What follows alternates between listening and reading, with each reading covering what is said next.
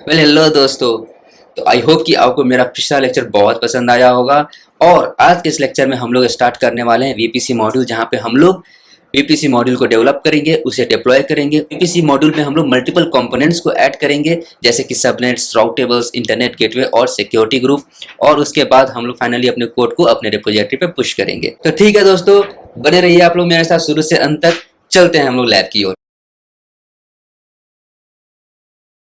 तो अब हम लोग सबसे पहले वीपीसी मॉड्यूल को क्रिएट कर लेते हैं। इसके बाद हम लोग फिर लोड बैलेंसर्स और आरडीएस को देखेंगे। ओके, तो आइए देखते हैं। यहाँ पे क्या है, Terraform hyphen AWS hyphen VPC hyphen module. ठीक है, तो इसे आप यहाँ से कॉपी करो। डिस्क्रिप्शन में चलिए मैं ये डाल देता हूँ कि कंटेंस मॉड्यूल फॉर वीपीसी। इसे आप पब्लिक रहने दो एज इट इज। देन यहाँ पे आप क्लिक कर सकते हो क्रिएट रिपोजिटरी पे। एक बार जब आपका रिपोजिटरी क्रिएट हो जाता है, आपको क्या करना है, बस इसे कॉपी करना है। यहाँ से ls कर रहे हो आप। चलिए हम लोग उस डायरेक्टरी से बाहर निकल जाते हैं। यहाँ पे एक न्यू डायरेक्टरी क्रिएट कर देते हैं, जिसका नाम होगा, मैं इसे दे देता हूँ वीपीसी। cd स्पेस वीपीसी के अंदर हम लोग चलते हैं। और यहाँ पे हम लोग cd स्पेस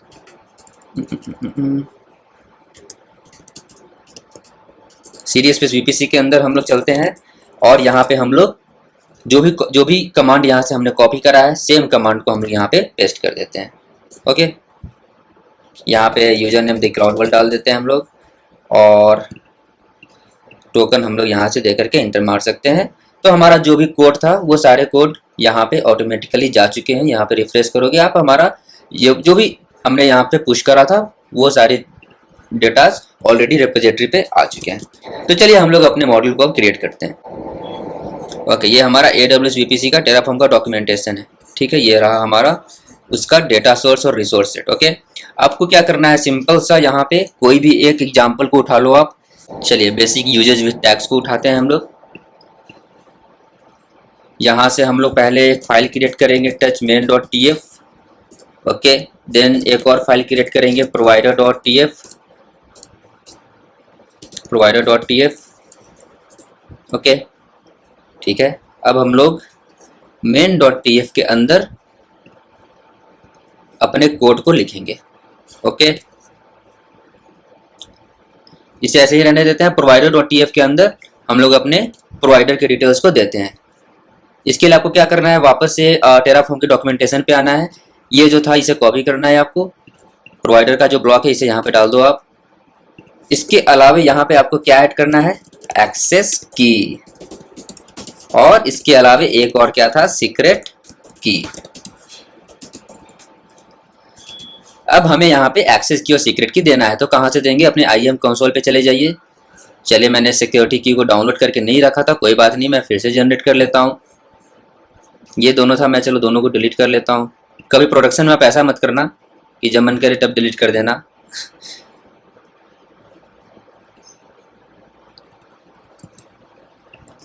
इसे हम लोग डिलीट कर देते हैं और इस वाले को भी हम लोग डिलीट कर देते हैं।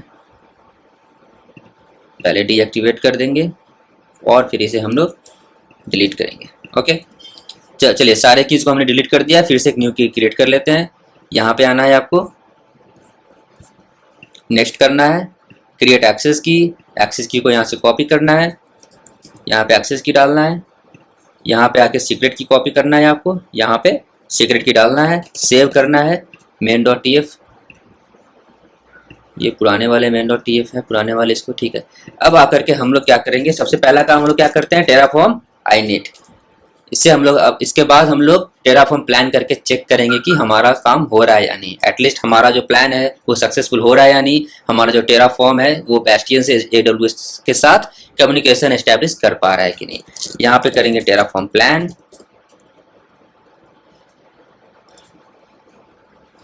देखिए हमारा क्या है, ये प्लान सक्सेसफुली हो जा रहा है। चलिए हम लोग टेराफॉर्म अप्लाई करके भी देख लेते हैं, बेसिक सा वीपीसी क्रिएट हो जाएगा। ओके, यहाँ से यस करो आप। तो ये जो हमारा वीपीसी है इस आईडी से क्रिएट हो चुका है। चलिए कंसोल पे चल के देख लेते हैं।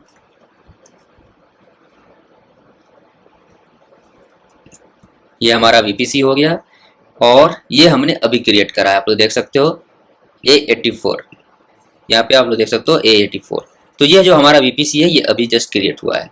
बट बस यही नहीं है हमारा, हमें क्या क्रिएट करना है इस VPC के साथ साथ, राउट टेबल, रिक्वायर्ड राउट टेबल्स, रिक्वायर्ड सबनेट्स। तो यहाँ पे आप लोग देख सकते हो डिफॉल्ट राउट टेबल तो ऑलरेडी क्रिएट हो गया, बट हमें सबनेट्स भी चाहिए होगा, हमें सिक्योरिटी ग्रुप भी चाहिए होगा, वो सारी चीज़ें भी हमें क्रिएट करने होंगे। सिक्योरिटी ग्रुप भी एक डिफॉल्ट ऑलरेडी क्रिएट हो गया होगा, आप लोग देख सकते हो ये रहा हमारा सिक्योरिटी ग्रुप। कहाँ गया, कौन सा, हाँ ये वाला VPC, ये अभी क्रिएट हुआ है, तो ये डिफॉल्ट सिक्योरिटी ग्रुप क्रिएट हो चुका है। ठीक है, हम लोग क्या करेंगे, स्क्रिप्ट के थ्रू यहाँ पे अपने रिक्वायर्ड इनबाउंड रूल्स और आउटबाउंड रूल्स को ऐड कर सकते हैं, या फिर न्यू सिक्योरिटी ग्रुप को भी क्रिएट कर सकते हैं। हम लोग क्रिएट करेंगे न्यू सिक्योरिटी ग्रुप। ओके, तो ये तो हो गया। चलिए हम लोग पहले इसे मैं डिस्ट्रॉय कर देता हूँ, या फिर डिस्ट्रॉय नहीं करते हैं, सॉरी अप्लाई भी नहीं करते हैं, इसी पे हम लोग अपडेट करते जाते हैं। Let's take it as an feature update. बहुत बार ऐसा भी होता है जब रियल वर्ल्ड में काम करते हो तो एक सिंपल सा मॉड्यूल आपका क्रिएट कर दिया गया, उसके बाद आपको टाइम टू टाइम वहाँ पे फीचर्स को अपडेट किया जाता है। लाइक वो लोग बोलेंगे ओके मुझे ये मॉडिफिकेशन चाहिए कोड में, समटाइम्स वो बोलेंगे मुझे ये मॉडिफिकेशन चाहिए, तो आपको एवरी स्प्रिंट आपको वो मॉडिफिकेशन करके देने होते हैं। स्प्रिंट हमारा जीरा का स्टोरेज होता है, जीरा में होता है। तो एक्चुअली इट्स अ टूल जिससे कि आप अपने टास्क को ट्रैक कर सकते हो। तो क्लाइंट जीरा टूल का यूज करती है टू ट्रैक योर एक्टिविटी। तो वो क्या करेंगे, वो तो वहां पे स्प्रिंट करके होता है। स्प्रिंट एवरी 15 डेज और 20 डेज और 1 मंथ का स्प्रिंट होता है, जहां पे आप चाहो आप एक एक फीचर को अपडेट करते जाते हो, एक एक फीचर को 1 बाय 1 अपडेट करते जाते हो। तो मैं वही बोल रहा हूँ कि लेट्स एज्यूम कि हमने पहले स्प्रिंट में ये एक बेसिक सा VPC क्रिएट कर लिया। अब नेक्स्ट स्प्रिंट में हमें कहा गया कि भाई कुछ फीचर अपडेट कर दो। तो क्या अपडेट करना है, तो ये मॉड्यूल बहुत छोटा सा है, सिंपल सा VPC क्रिएट कर रहा है, चलो यहाँ पे सबनेट्स क्रिएट कर दो। तो हम लोग नेक्स्ट स्प्रिंट में चलिए सबनेट क्रिएट करेंगे। तो उसके लिए ऐसा नहीं है कि हम लोग टर्मिनेट कर देंगे, हम लोग टेराफॉर्म डिस्ट्रॉय रन नहीं करेंगे। आप लोग देख सकते हो, और रियल में कभी भी जाके डिस्ट्रॉय छोटे छोटे बातों पे डिस्ट्रॉय नहीं करना है, हमें डिस्ट्रॉय कभी नहीं करना है अनटिल एंड अनलेस आपके पास कोई प्रॉपर अप्रूवल हो बिजनेस का। ओके, हम लोग को बस ऐड करना है और अप्लाई करना है, कुछ इशू हो तो रोल बैक कर लेना है, बट डिस्ट्रॉय नहीं करना है। ओके, तो यहाँ से VPC क्रिएट कर लिया हमने, अब हमें क्रिएट करना है सबनेट। ओके, ये TF स्टेट पर जाओगे, हमारा देख सकते हो VPC यहाँ पे क्रिएटेड है, VPC के सारा डिटेल्स यहाँ पे है। ठीक है दोस्तों, तो चलिए main.tf में आते हैं, यहाँ से आ जाइए, यहाँ से सबनेट्स के डेटा को उठाते हैं। सबनेट कैसे मिलेगा आपको, ये रहा AWS_subnet, इसके थ्रू आप सबनेट्स को क्रिएट कर सकते हो। तो आपको जस्ट यहाँ पे ऐसे इसे कॉपी करो, यहाँ पे आकर के इसे पेस्ट कर दो। ठीक है, ये क्या कर रहा है, VPC ID क्या है, AWS VPC.main.id, चलिए सही है। साइडर ब्लॉक उसका 10.0.1.024 होगा, ये भी सही है। नेम में मैं डाल देता हूँ आपको, ये सबनेट मैं कर दूंगा US East 1 में। तो चलिए इसे मैं डालता हूँ, इसका नेम ही मैं कर देता हूँ US East 1 है। ओके, ठीक है। सेम इसी तरह आप इसे मल्टीपल अवेलेबिलिटी जोन में डाल सकते हो, जैसे ये रहा हमारा अवेलेबिलिटी जोन। आप डायरेक्ट इसे डाल के, मैं इस आर्ग्यूमेंट को यहाँ पे डालूंगा ताकि ये US East 1A में ही क्रिएट हो और कहीं भी नहीं। इसे मैं डालूंगा US East 1A। ओके, अब ये हमारा सबनेट क्रिएट हो गया। तो चलिए हम लोग क्या करते हैं, इसे एक बार इसे हम लोग टेस्ट कर लेते हैं। ओके, याद रखना अभी हम लोग डेवलपमेंट में ही काम कर रहे हैं।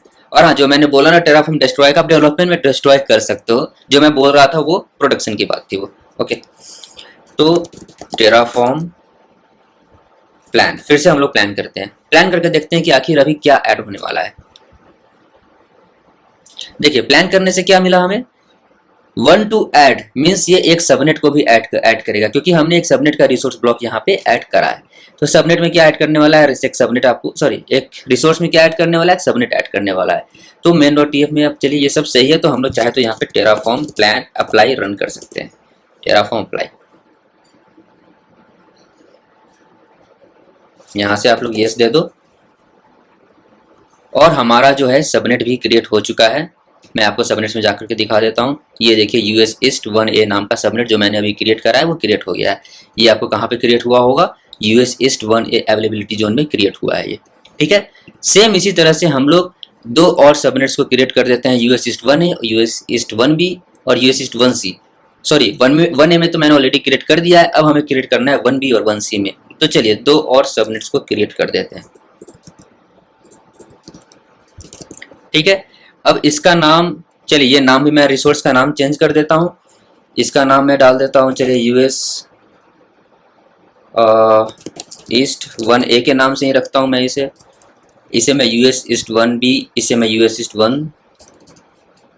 1C, 1C, ये हो गया हमारा 1B। और ये हम मॉडिफाई कर देते हैं 2, ये कर देते हैं हम 3 साइडर को। अवेलेबिलिटी जोन 1B, ये हो गया अवेलेबिलिटी जोन 1C, ये भी हो गया C, ये हो गया B। ओके, ये सब ओके, ये सारी चीजें सही है। अब चलिए फिर से इसे अप्लाई करते हैं।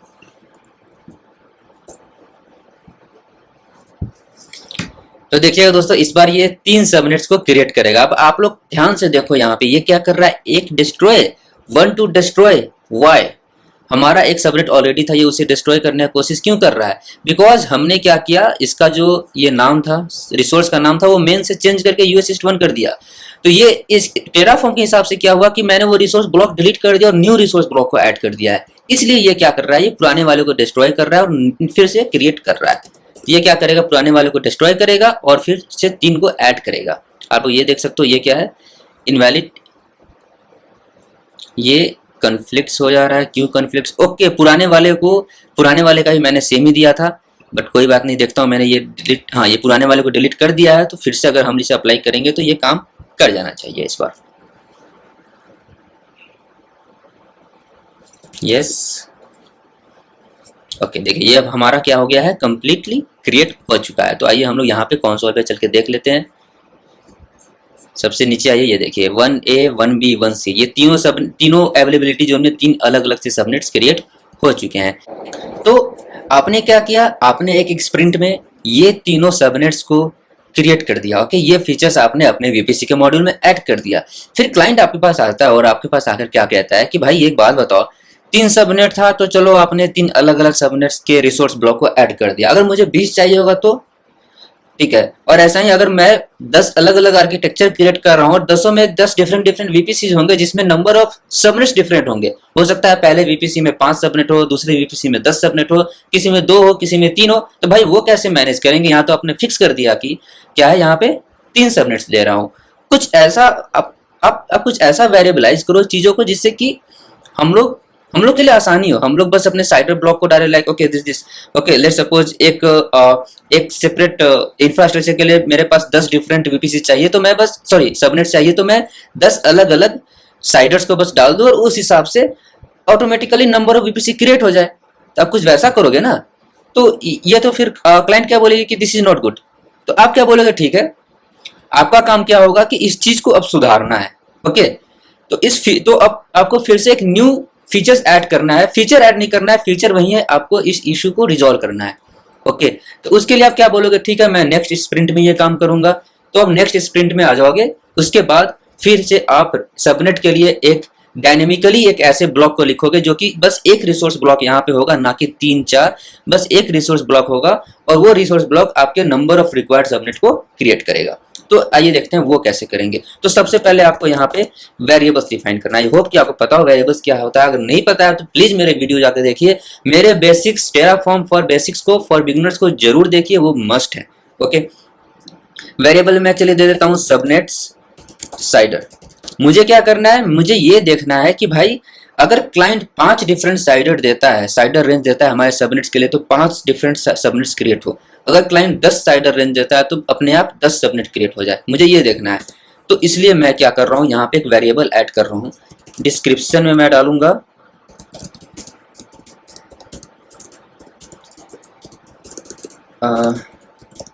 Total number of subnets. Okay, type क्या हो जाएगा, ये आपको हो जाएगा लिस्ट ऑफ स्ट्रिंग कर दो आप। ओके, अब डिफॉल्ट वैल्यू पे आ जाओ। डिफॉल्ट वैल्यू लेट सपोज कि मेरे पास 3 साइडर है ना, चलो इसी 3 साइडर रेंज को ले लेते हैं हम लोग। ठीक है, इसी 3 साइडर रेंज को यहाँ से कॉपी करो आप, डिफॉल्ट में पेस्ट, कॉमा, फिर आप इधर से उठा लो इसे, फिर आप इधर से उठा लो इसे। ठीक है, ये हो गया। ये जब आपको कंप्लीट हो जाता है, इसके बाद आपको क्या करना है, इसे मैं फिलहाल हैश आउट मार देता हूँ। ओके, एक सेकंड, मैं इसे टैगिंग नेम भी इधर दे देता हूँ ना। ओके, ठीक है, और इसे मैं डिलीट ही मार देता हूँ। अभी क्या है, अभी हमने एक वेरिएबल, ओके सॉरी एक सेकेंड, ये तो इधर नहीं होगा ना, ये तो वेरिएबल है ना, इससे मुझे डिलीट मारने दो। और ये एक सबनेट का ये एक रिसोर्स ब्लॉक हो गया, तो मैं इसे एक डिलीट मार देता हूँ। ओके, आपको देखिए, ध्यान से देखना, आपको यहाँ क्या करना है, मुझे कुछ ऐसा करना है कि ये पर वैल्यू के लिए एक सबनेट क्रिएट कर दे। मीन्स पहली बार, मीन्स ये रिसोर्स पहली बार में इसके लिए क्रिएट करे सबनेट, फिर दूसरी बार में सेकेंड वाले के लिए करे, तीसरी बार में थर्ड वाले के लिए करे। तो आपको क्या करना है, यहां पे लिखना है for each is equal to, ध्यान से देखना, यहां पे आपको लिखना है टू सेट। टू सेट क्या होता है मैं आपको अभी बताऊंगा। और इसके बाद इसके अंदर आपको डाल देना है क्या, where dot subnets CIDR. Okay, to set क्या है, आपको यहां पे मैंने टू सेट का ओपन करके रखा है। आप क्या कर सकते हो, टू सेट क्या करता है, आपका जो लिस्ट ऑफ स्ट्रिंग है उसे सेट में कन्वर्ट कर देता है। सेट का मतलब हो गया कि कोई भी रिपीटेड चीजों को वो रिमूव करता है। जैसे कि यहाँ पे सी है, बी है और बी है, तो इसने एक बी को रिमूव कर दिया और सी को डाल दिया। इसलिए हम लोग आपको एक सेट ऑफ स्ट्रिंग में कन्वर्ट करने के लिए आपके लिस्ट को टू सेट फंक्शन पे डालते हैं। ठीक है, अगर मान ले, अब आप सोच रहे होंगे मैं यहाँ टू सेट क्यों डाल रहा हूँ, डायरेक्ट स्ट्रिंग रहने दे तो क्या हो जाएगा, डायरेक्ट लिस्ट रहने दे तो भैया मान लीजिए क्लाइंट ने गलती से यहाँ पे सेमी साइडर रेंज 2 बार दे दिया। सेमी साइडर रेंज 2 बार दे देगा तो वो क्या होगा, सेमी साइडर के लिए 2 बार क्रिएट करने की कोशिश करेगा आपका सबनेट और फेल हो जाएगा। वो बोलेगा कि तो ऑलरेडी क्रिएट हो गया है।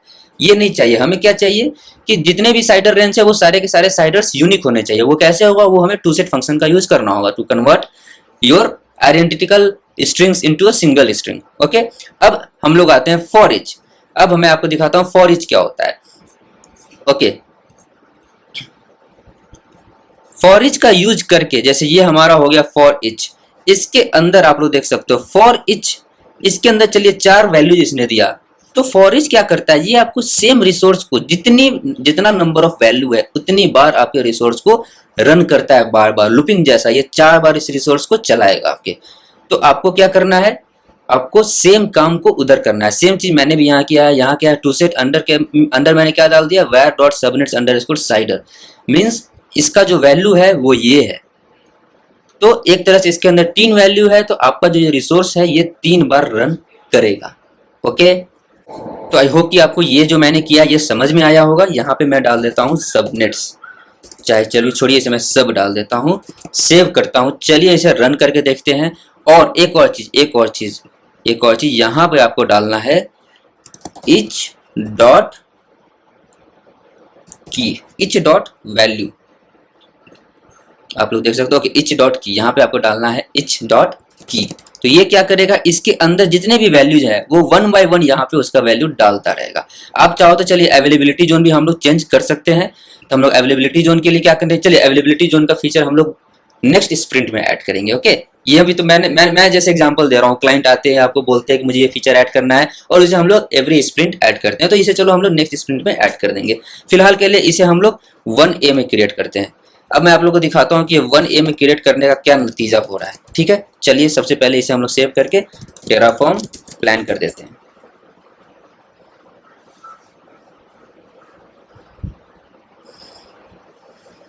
ओके, टेराफॉर्म प्लान करने से क्या हो रहा है, ये 3 डिस्ट्रॉय कर रहा है और 3 ऐड कर रहा है। डिस्ट्रॉय क्यों कर रहा है, बिकॉज हमने वो जो रिसोर्स ब्लॉक था वो सारे रिसोर्स ब्लॉक को तो हटा दिया।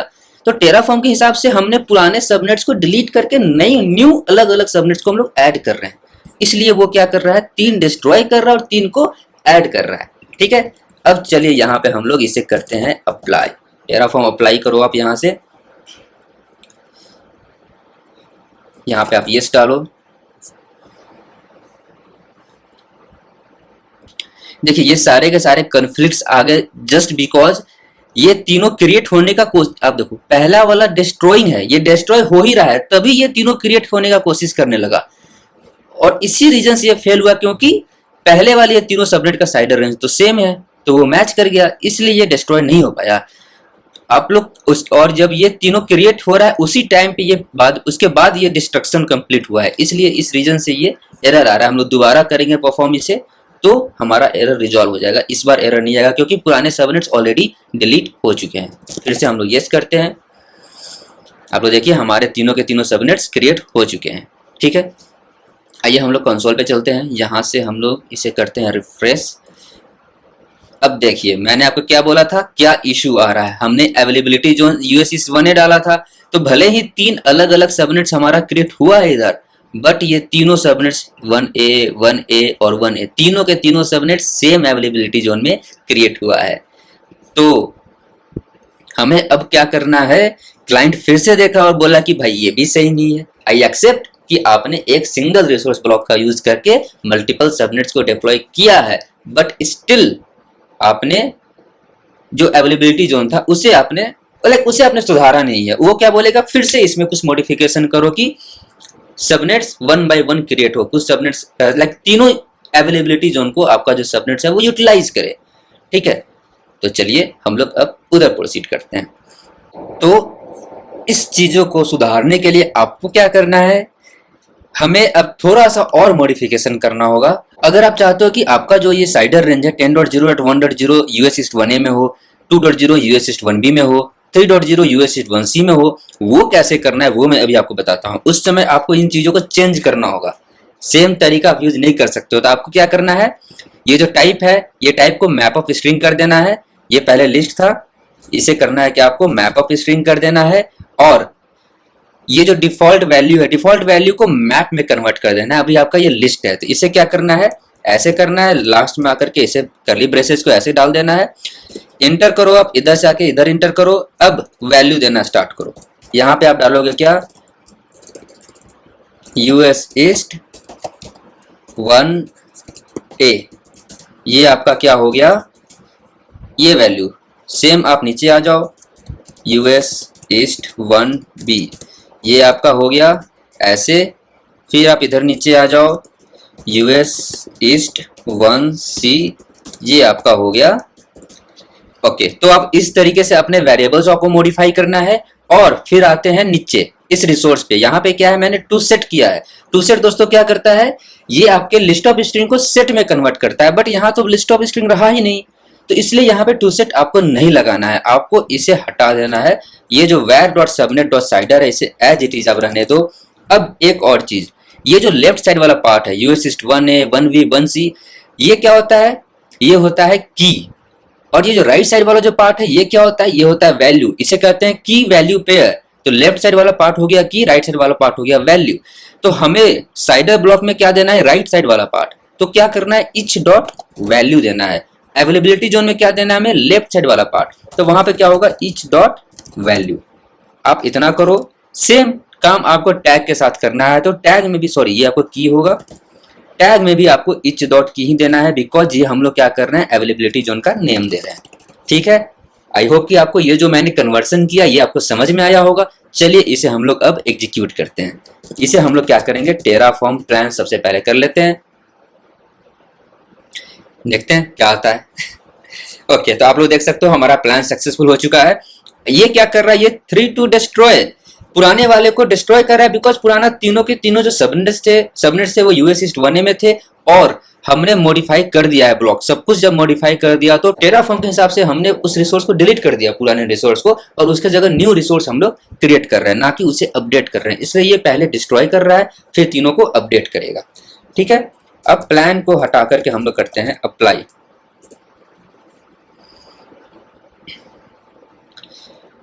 तो इसे हम लोग देते हैं यस।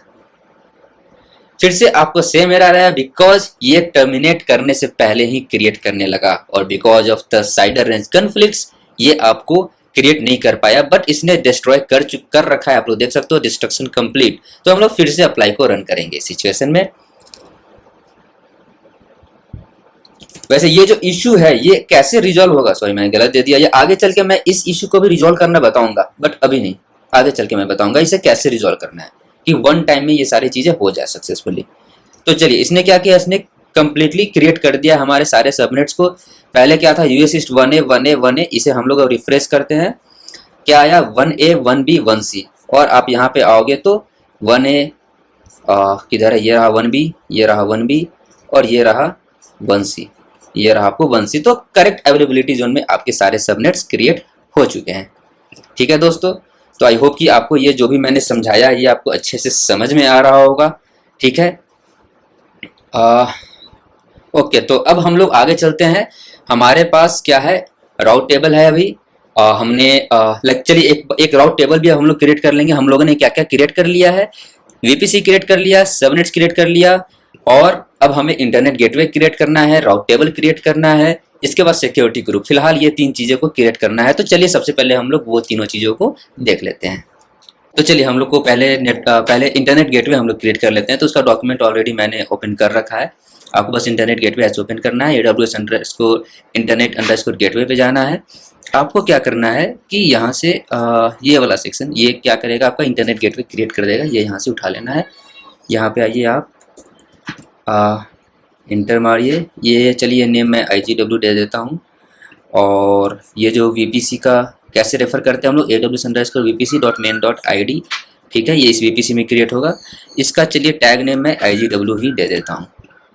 ओके, एक बार जब हमारा इंटरनेट गेटवे क्रिएट हो जाता है, इसके बाद हम लोग नेक्स्ट ऐड करेंगे राउट टेबल। राउट टेबल हमारा दोस्तों ये से ओपन किया हुआ है। आप बस यहाँ से आप कोई भी एक एग्जांपल ले सकते हो। तो मैं फिलहाल ये वाला एग्जांपल लूँगा। ये क्या कर रहा है, आपको ये राउट टेबल तो क्रिएट कर ही रहा है, साथ ही साथ आपका जो भी रिक्वायर्ड राउट्स है वो चीज़ों को भी ये आपको ऐड कर देगा।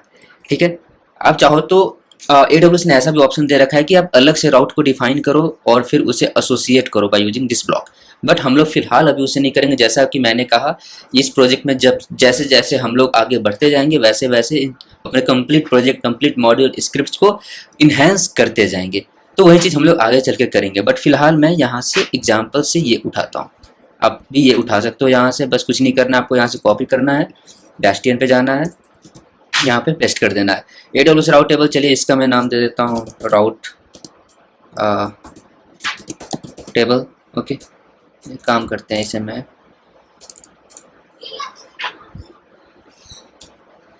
राउट टेबल।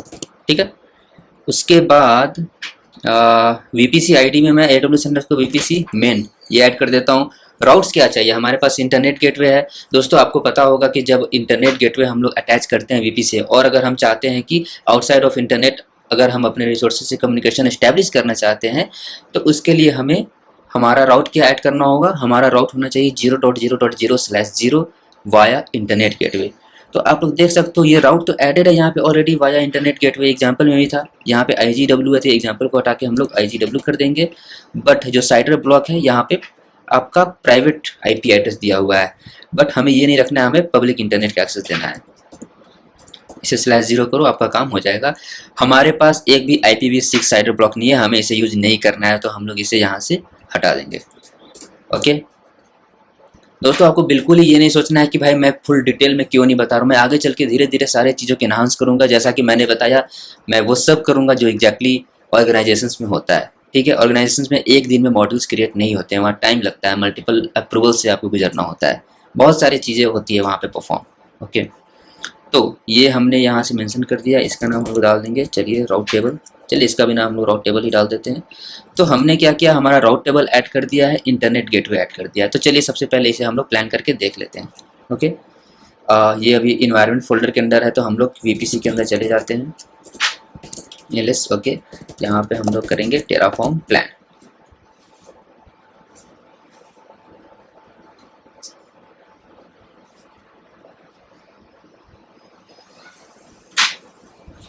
तो एक बार चलिए हमारा टेराफॉर्म प्लान हो गया, ये सक्सेसफुली हो चुका है। प्लान आप देख सकते हो यहाँ क्या दे रहा है, टू ऐड। क्या ऐड कर रहा है ये, सबसे पहले आपका इंटरनेट गेटवे ऐड करेगा, उसके बाद राउट टेबल ऐड करेगा। तो एक बार जब ये हो जाए तो आपको क्या करना है, अप्लाई। दोस्तों एक और चीज़ आप लोगों ने देखा होगा कि हम लोग हमेशा टेराफॉर्म अप्लाई करते हैं, उसके बाद येस करते हैं, तब जाके वो रिसोर्स डिप्लॉय होता है। हमारे पास एक और ऑप्शन है जहाँ पे हम लोग ऑटो अप्रूवल प्रोवाइड कर सकते हैं। वो तो मैनुअल अप्रूवल है, आपको येस लिखना होता है मैनुअली, तब जाके आप उसे और डिप्लॉय करते हो रिसोर्सेज को। बट अगर कभी ऐसा केस, इनकेस ऐसा सिचुएशन आए जहाँ पे आपको येस लिखने का आपको येस नहीं लिखना, आपको डायरेक्टली आप चाहते हो कि यहाँ टेराफॉर्म अप्लाई करे और वो ऑटोमेटिकली डिप्लॉय हो जाए, उस सिचुएशन में आपको क्या करना है, उसके लिए आपको यहाँ से ऑटो अप्रूव अप्लाई कर सकते हो। ऑटो अप्रूव आप दे दोगे तो यहाँ फिर ये बोलेगा नहीं कि यार हाँ टाइप यस, ऐसा नहीं होगा। Okay, inter. ये क्या करेगा, ये डायरेक्टली आपके रिसोर्सेज को क्रिएट कर देगा। इसका भी यूज केस है जो मैं आगे चल के आपको बताऊंगा कि किस जगह पे ऐसा किया जाता है। ठीक है, आप लोग देख सकते हो टू एडेड। चलिए आइए अपने वीपीसी सेक्शन में देख लेते हैं। यहाँ से हम इसे रिफ्रेश करते हैं। और सॉरी, हमने सिक्योरिटी ग्रुप क्रिएट नहीं करा है, हमने राउट टेबल क्रिएट करा है। तो ये देखिए हमारा जो राउट टेबल है, हाँ सॉरी, ये जो हमारा जो राउट टेबल है वो यहाँ पे आ चुका है। आइए इंटरनेट गेटवे पे चलते हैं। यहाँ से जो ये देखिए, ये जो हमारा इंटरनेट गेटवे हमने अभी क्रिएट करा है वो भी क्रिएट हो चुका है। मीन्स हमारा ये जो दो कंपोनेंट है, ये दोनों कंपोनेंट हमने ऐड कर दिया। अब क्या बचा, सिक्योरिटी ग्रुप। एक लास्ट कंपोनेंट फिलहाल हम ऐड कर रहे हैं सिक्योरिटी ग्रुप। आगे चल के दोस्तों हम लोग नेट गेटवे भी ऐड करेंगे, इलास्टिक एपीज भी क्रिएट करेंगे, बट वो आगे चल के it will be a part of our enhancement. Okay, so as of now let's create security group. तो आपको क्या करना है, यहाँ से सिक्योरिटी ग्रुप के डॉक्यूमेंटेशन पे जाना है। आप जैसे यहाँ से AWS सिक्योरिटी ग्रुप का डॉक्यूमेंटेशन ओपन करोगे, ये जो आपका एग्जाम्पल है सीधा कॉपी कर लेना है। ठीक है, यहाँ पे आइए, आपको पेस्ट कर देना है।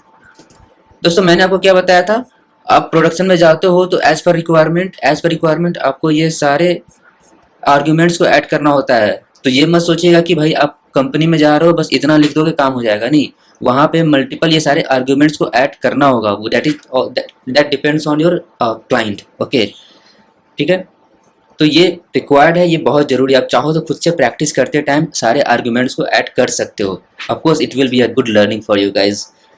तो यहाँ से आप बेस्टियन पे आ जाओ। चलिए बेस्टियन पे आ जाओ। यहाँ पे आप लोग देख सकते हो ये सब कुछ सही है, मैं ऐसे ही रहने देता हूँ। ये जो नाम है एज इट इज रहने देता हूँ मैं, AWS_VPC main.id। चलिए हमारा VPC भी सही है। इंग्रेस क्या है, इंग्रेस मीन्स इनबाउंड रूल। ये हमारा इनबाउंड रूल है। हम अपने इनबाउंड रूल पे क्या कर रहे हैं, 443 से ट्रैफिक को अलाउ कर रहे हैं। ठीक है, और ट्रैफिक को कहाँ अलाउ कर रहे हैं, फ्रॉम साइडर ब्लॉक। आपको याद होगा जब आप जाते हैं इधर से सिक्योरिटी ग्रुप पे जब आप यहाँ पे क्रिएट सिक्योरिटी ग्रुप करते हो, तो सिक्योरिटी ग्रुप तो आप कुछ भी क्रिएट कर दोगे, बट यहाँ पे जो इनबाउंड रूल ऐड करना होता है हम लोग अभी वो क्रिएट कर रहे हैं। इनबाउंड रूल में हम लोग TCP दे रहे हैं। आप यहाँ पे आप चाहो तो ऑल TCP दे सकते हो। ठीक है, आप चाहो तो यहाँ पे HTTPS दे सकते हो। जैसे अभी क्या आ रहा है, अभी हम लोग इसे ऐड कर रहे हैं। ये क्या है, TCP 443। और ये जो IP एड्रेस है TCP, ये जो IP एड्रेस मैंने क्या दिया, VPC का साइडर ब्लॉक। हमारे VPC का साइडर ब्लॉक क्या है दोस्तों, हमारे VPC का साइडर ब्लॉक है 10.0.0.0। तो हम लोग यहाँ पे एक्चुअली ये देने का कोशिश कर रहे हैं। अभी हम लोग अपने कमांड में जो लिखा है वो ये लिखा है।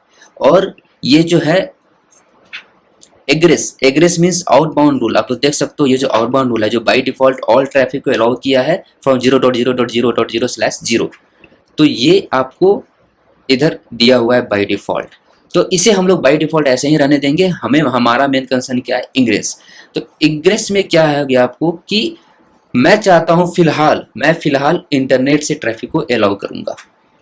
तो इंटरनेट से ट्रैफिक को अलाउ करने के लिए हमें क्या करना होता है, यहाँ पे 0.0.0/0 करना होता है। तो सेम चीज हम लोग यहाँ पे करेंगे।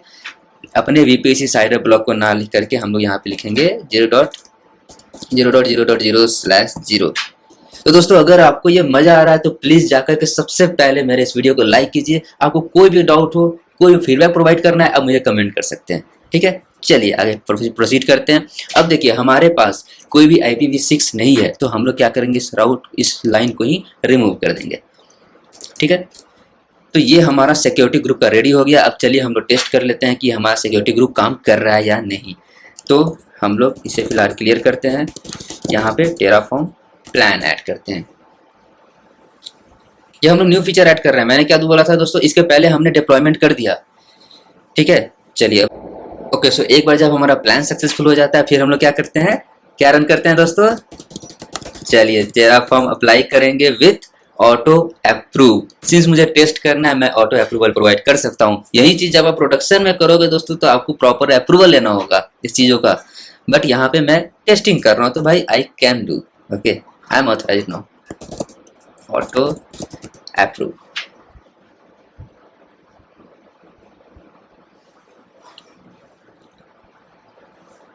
या तो चले दोस्तों हम लोग देख सकते हैं एक ऐड हो चुका है, क्रिएशन कंप्लीट हो चुका है। चलिए हम लोग VPC पे आते हैं, इसे मैं कैंसिल कर देता हूं।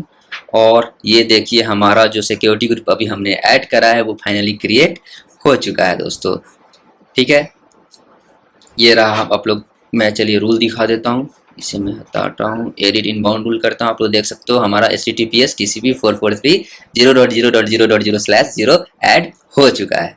तो चलिए हमारा नेटवर्किंग कंपोनेंट भी क्रिएट हो गया है फिलहाल।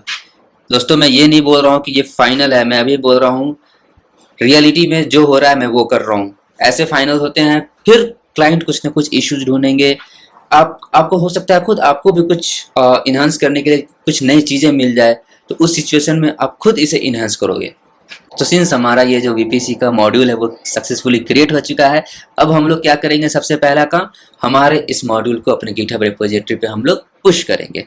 ठीक है, तो पुश करने के लिए क्या करते हैं दोस्तों, पहले हम लोग ls-la कर लेते हैं।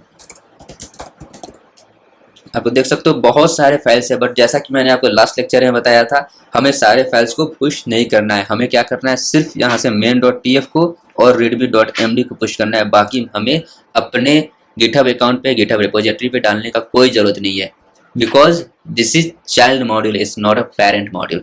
ओके, तो हम लोग क्या करेंगे, बस ये दो फाइल को स्टेजिंग एरिया में ऐड करेंगे। इसे हम लोग ऐसे करने वाले हैं, main.tf और readme.md, इसे हम लोग ऐड कर दिए। यहाँ से करेंगे git commit -m created VPC module। Okay, ये हमने इसे कमिट कर दिया। Let's push it to our GitHub account. Okay, आप इसे मेन कर दो, प्रेस इंटर। चलिए नाम मैं कुछ भी देता हूँ, चलिए मैंने डक्राउड दे दिया है। और यहाँ पे हमारा है पैट टोकन, इसे आप कॉपी करो और यहाँ पे आकर के पेस्ट कर दो, प्रेस एंटर। हमारा जो कोड है वो पुश हो चुका है हमारे गिटहब रिपोजिटरी पे। आइए हम लोग अपनी गिटहब रिपोजिटरी पे इसे चेक कर लेते हैं। Let's refresh this. और वो देख सकते हो हमारा जो कमांड है, हमारा जो कोड है वो यहाँ पे पुश हो चुका है। ठीक है, तो ये तो था VPC। अब हमने क्या क्या कर लिया है, हमने दो मॉड्यूल फिलहाल क्रिएट कर लिया है, वो है ऑटो स्केलिंग ग्रुप का मॉड्यूल और है VPC का मॉड्यूल। अब बिफोर वी प्रोसीड फर्दर, मैं कुछ चीज़ों को आपको बताना चाहता हूँ कैसे रियलिटी में होते हैं। रियलिटी में आप मेन ब्रांच में तो डायरेक्ट पुश नहीं करते हो, आपके पास डिफरेंट ब्रांच होने चाहिए। आप लोअर इन्वायरमेंट में पुश करते हो, आप कोई भी कोड डेवलपमेंट का काम करते हो तो वो डेव ब्रांच में करते हो, ना कि मास्टर ब्रांच में। मैंने ऑटो स्केलिंग ग्रुप वाले में क्या किया था, वहाँ भी मैंने सारे कोड को मेन में पुश करा था, और VPC मॉड्यूल में मैंने सारे अपने कोड को मेन ब्रांच में पुश कर दिया। बट रियलिटी में क्या होता है, आपको डेवलपमेंट इन्वायरमेंट में, डेवलपमेंट ब्रांच में सबसे पहले पुश करना होता है। तो हम लोग क्या करेंगे, फिलहाल अपने रिपोजिटरीज को सुधारेंगे।